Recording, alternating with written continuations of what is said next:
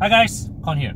So earlier this week, our Transport Minister has announced that come 2020, child seats will be made mandatory in Malaysia. Now, this announcement was of course greeted very positively by most quarters, by all advocates of road safety, which if this essentially brings Malaysia in line with many developed nations that require the use of child seats by all motorists. In fact, I'm made to understand that in some countries, I'm not sure whether is it Australia or Singapore, that parents are required to show proof, and this is required by law, to show proof that to the hospital that they have a child seat securely installed in their vehicle before the hospital can discharge the baby. That's right, the hospital has the legal right to not discharge the baby if they find that the parent does not have child seats in their car. I don't know how they deal with those parents that come and go in taxi lah, but that's a different story. And last year, okay, I covered this event in Stapak with this Sri Rampai Hospital, that they were having this campaign to give away free child seats to their patients. Those babies who were delivered at that hospital during that certain period of time, they are given a free child seat. And on top of that, I think moving forward, they were going to offer to sell child seats to their patients at a subsidized price. I think it's something like 100 over ringgit per child seat or something thereabouts. Okay, now, so a lot of people are under the impression that child seats are expensive. They actually are. Well, they are not cheap. Child seats can go into the thousands if you are picky enough. But you can get child seats from as cheap as 60 ringgit. And I know this for a fact because my cousin once bought a pair of 60 ringgit child seats for his twins. Okay, and of course, then we do not know how good is the quality of those seats, but as later on, as you know, as his cash flow got better, got healthier, he then upgraded his babies to better, more expensive child seats. But the bottom line of the story is this: you can get child seats, okay, but I can't guarantee the quality. You can get child seats for as cheap as 60 ringgit. If you are insistent that your child seats meet certain standards, I am fairly certain you can get them from as low as 100 or 200, maybe even 300 ringgit. Anything beyond that is just a luxury that you suka. Okay, you want to go for a branded one, then you pay 1,000, 2,000 ringgit. But the bottom line is, you can, but you don't have to. So the question now with regards to this child seat rule is, how does it ultimately impact your everyday motorists? For someone like me, for a parent like me who have from the start, I've already practiced strapping my daughter into child seats. Wherever she goes, life goes on, no change. Okay, for those of you who have not been strapping your kids into child seats, it's time to change your life a bit.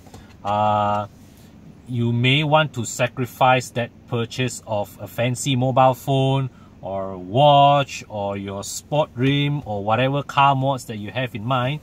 Postpone that. Get a child seat first, right? But the biggest concern will really be those who are in the lower income group but have more than 3 kids. Okay, we are talking about families with a single income parent, right, that earn 600, 800 a month. They have just saved enough money to upgrade from a motorcycle to a second-hand Proton Saga. right? And yeah, as I said earlier, buying a child seat is not that expensive, right? You can buy one for as cheap as 60 ringgit, and you can even buy a second-hand one. And chances are, when you have a new baby, people would say, hey, come, you know, your friends may just tong money and buy you a present, which, you know, can, in this case, can be a child seat. But the tricky part will be for those who they have just saved enough money to buy themselves a used Saga, a used Viva with more than 3 kids. They are now going to struggle because they cannot afford to jump from that Saga or Viva to a 7-seater, right? They can afford the child seat, but to get a car that is big enough to accommodate enough child seats to fit their family, that is going to be the tricky part for them. And while I welcome the move to increase the use of child seats in the country, simply because there are just too many, you know, kids that were killed or seriously injured in accidents that they really should have survived from. Too many kids that were thrown out of their cars in a high-speed impact, right? A child seat would have served at the very least to minimize their injuries, if not or save their lives altogether. So the use of child seats definitely has to be encouraged, but once you bring the legal aspect of it into the picture, we have to also find some ways to help those who don't even have the means to afford a vehicle bigger than what they have to carry their family legally. Now, of course, it's very easy for us to say that, oh, you know, if you don't have the money, you shouldn't make kids, or you can tell them, oh, you should work harder. But that is easy to say. It doesn't solve the problem that is already at hand.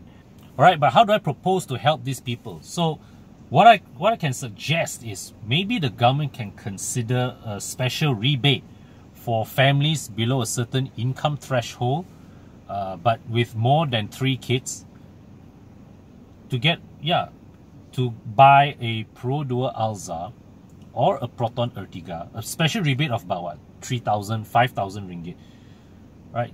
Just to get them from their current car into something bigger, into something in which they can fit enough child seats for their family. Okay, and so then the question you may ask is, how do you prevent this from being open to abuse? Well, the sad thing about people is that we always find ways to abuse a system, but you can safeguard it a little. All right, what you can do is you can limit each family. This rebate only is offered once to each family every 5 years.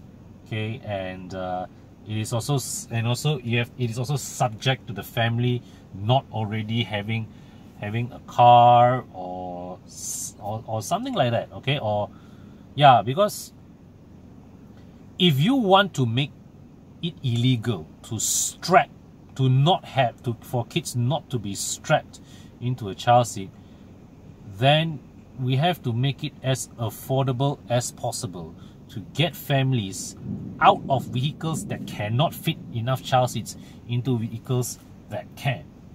But overall, I say it's a good thing, right, that our government is taking positive steps to get more kids into child seats, because, you know, it doesn't have to be an accident. You can be, you know, you can be just driving along happily, some ding dong from another lane cut into your lane, you have to jam brake, pop, your child gets hurt just like that. Even though you did not get into a collision, your child can get hurt by the sheer, you know, G-forces that happens during a sudden emergency braking, that your child may get thrown in front, head hit the windscreen, or break something in the body. Yeah, all that can be averted if that child is properly strapped into a car seat. Yeah, so those of you who have kids, start buckling them up. Okay, you never know when that will come in handy, and that action really will save their life. It will save their life. Alright guys, hope you enjoyed today's video. If you like my content, click on the subscribe button. Press the bell icon to toggle the frequency of updates every time I upload a new video. And don't forget also to check out the channels of Bobby, Bing and Fadil, okay, of the Horizon team. And until my next video, thanks for watching. Bye for now.